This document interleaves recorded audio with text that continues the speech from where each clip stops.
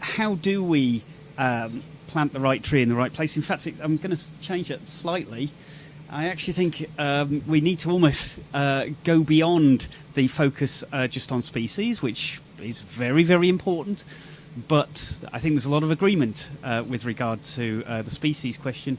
I think we now need to also think about the issue of where we plant them. And more generally, what I want to talk about is how do we bring all this climate and biodiversity science into decision making in government and in the private sector.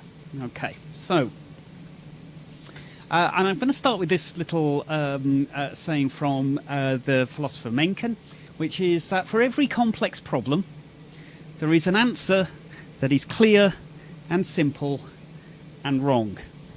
And unfortunately, we've had a lot of clear, simple and incorrect answers to complex questions for a very long time.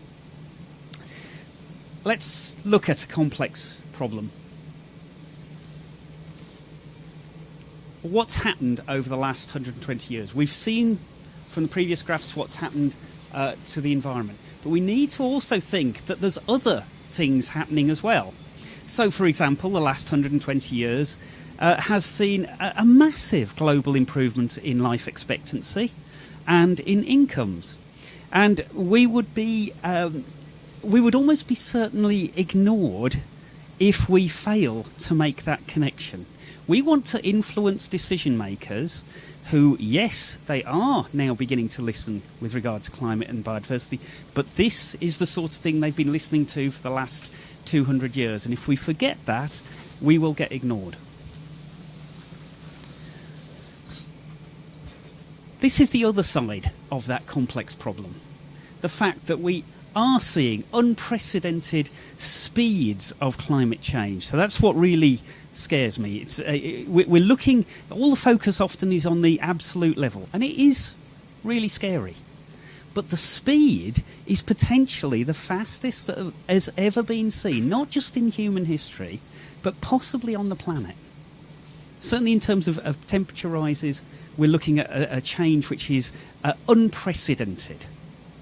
And we're seeing a loss in biodiversity which has only ever been seen before at the end of geological eras. Okay? And even then it didn't happen as fast as it's happening now. So things are really moving in the wrong direction and at a speed which I personally don't think human society is anywhere near coping with. And we need to address that really fast. And we've seen natural capital being eroded as produced capital is increased.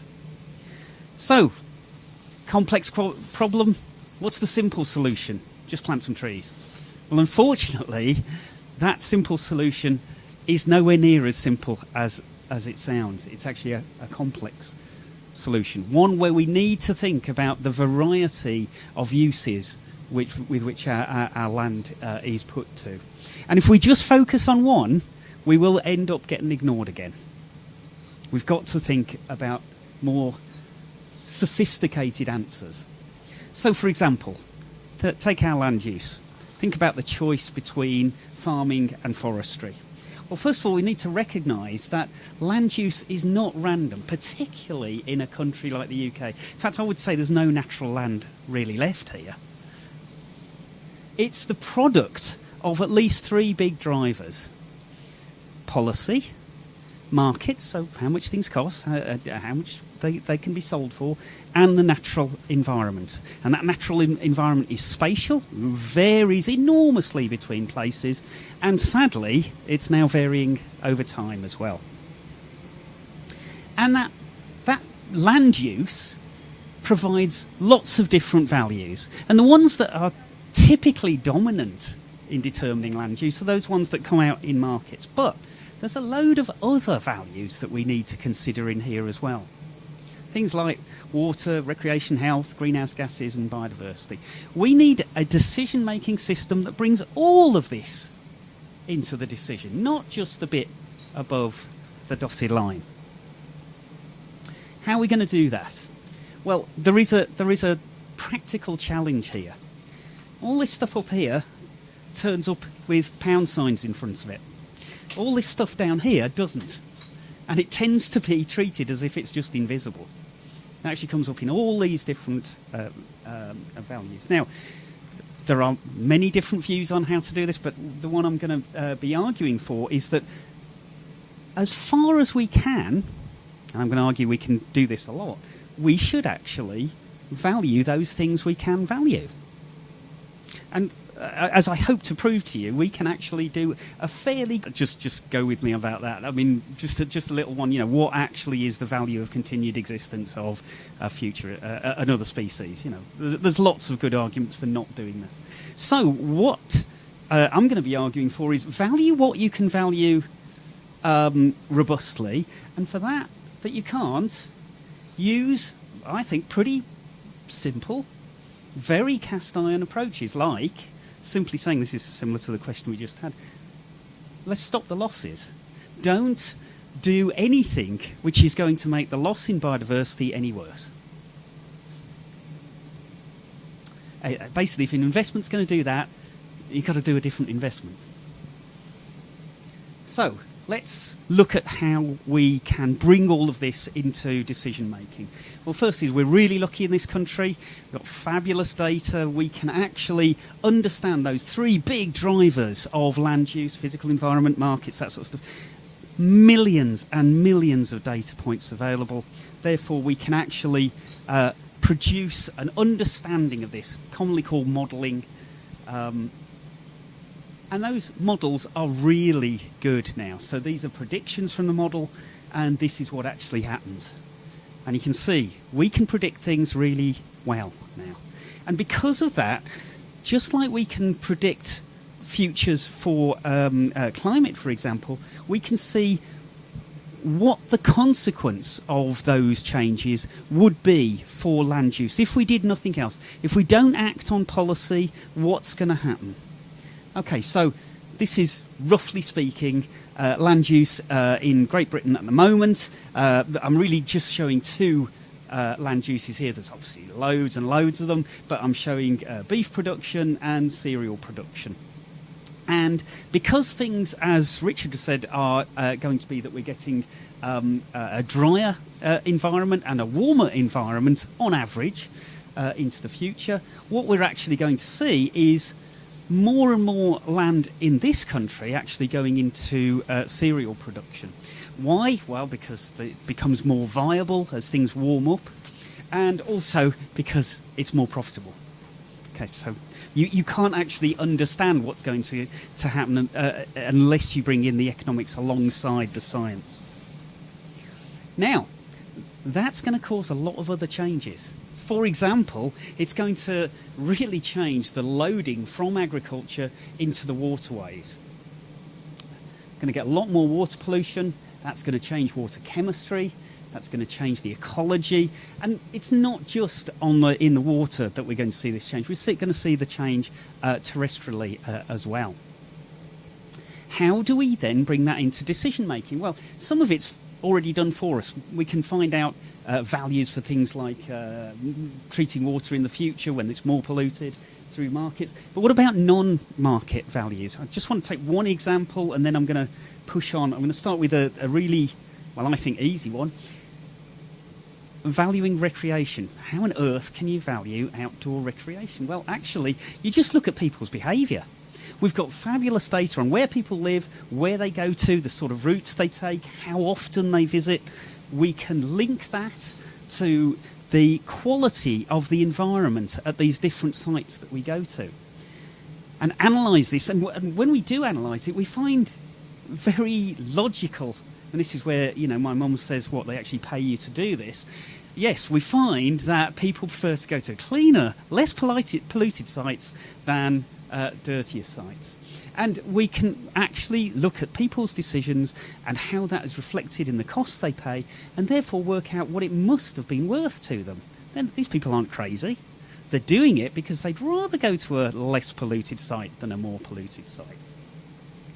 Okay, so we actually have values that come out of what people do.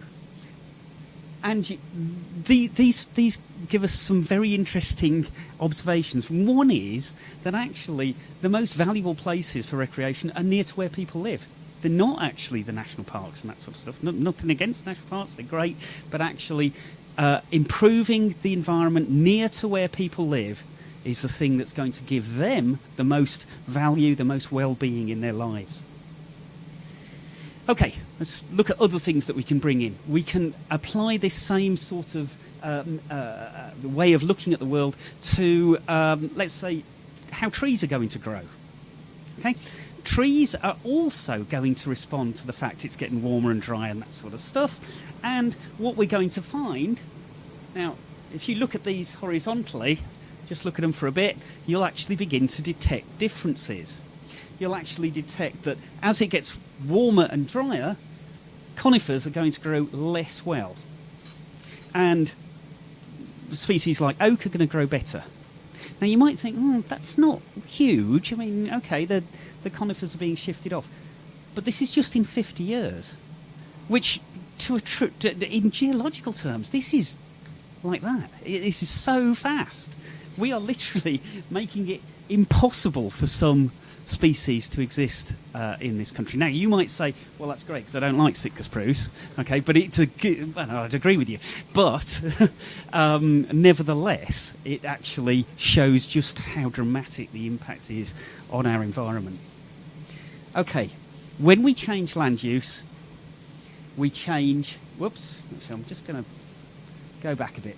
We change greenhouse gas emissions from that land use. And we've already heard, I think it was Gua and Rich talk about this.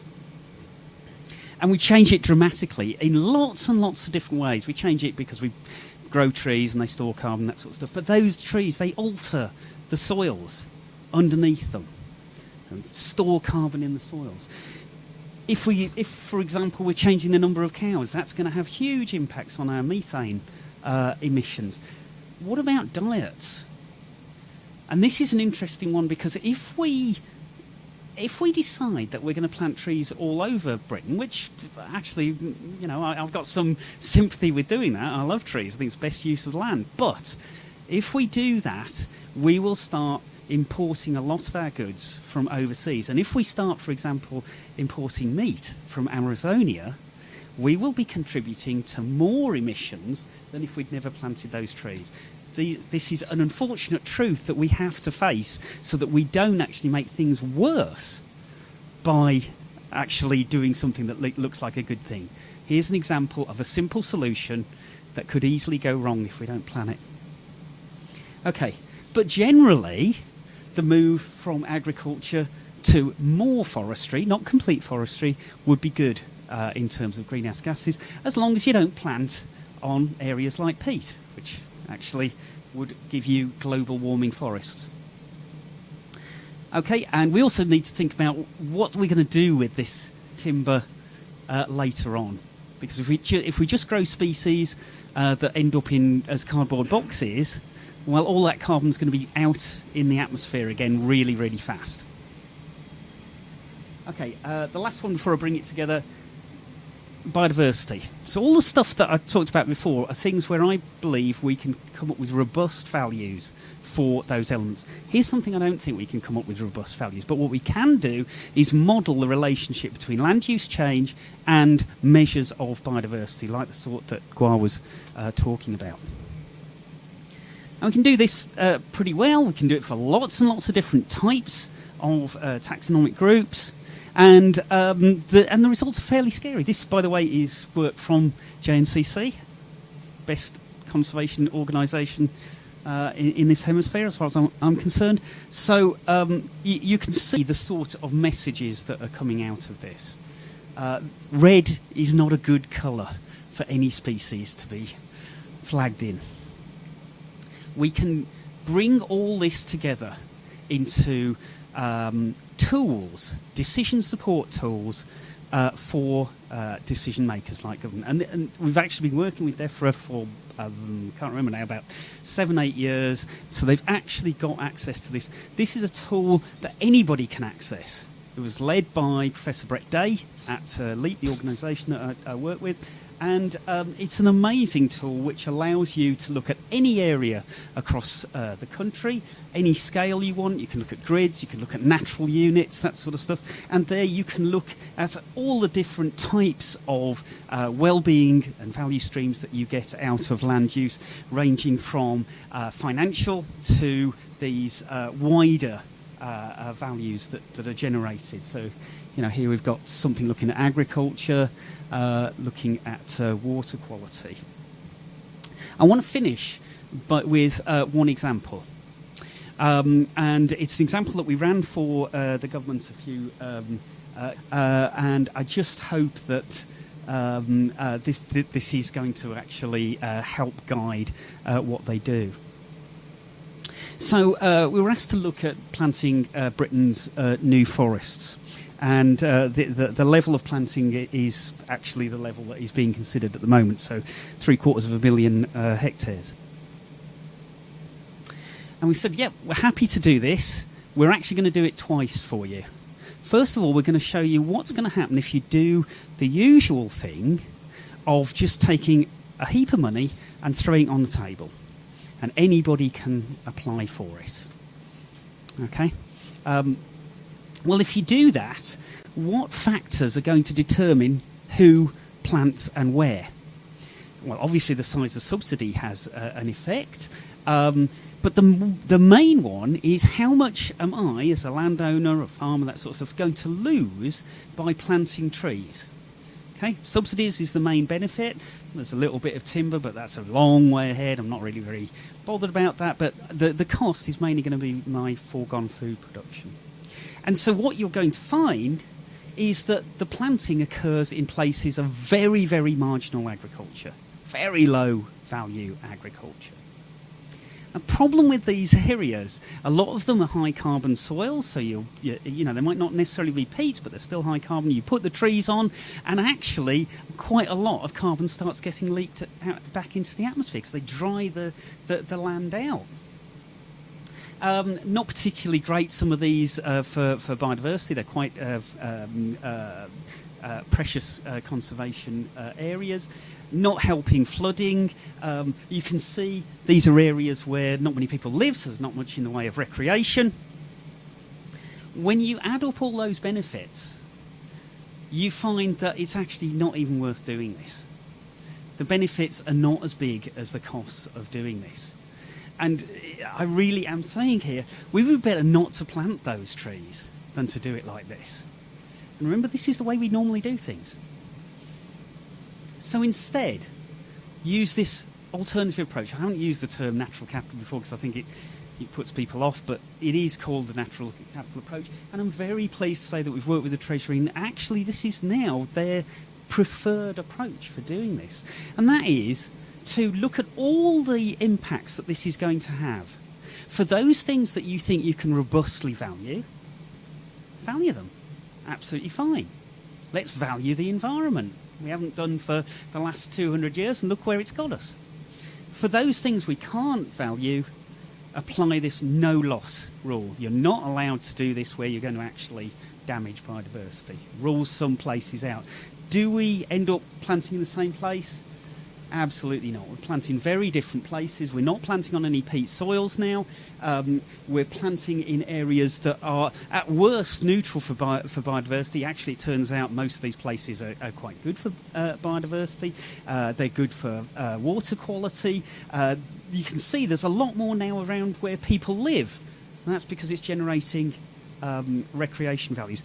What is the balance of benefits and costs that come out of this, even when we're not valuing biodiversity, we're just making sure it's not negative, massively positive. Suddenly you get a result which we all kind of know, that if we put these things in the right place, planting trees is a really good idea. So we can move from this to saying that for every complex problem, there is an answer that is clear, correct, and impactful. Thanks very much.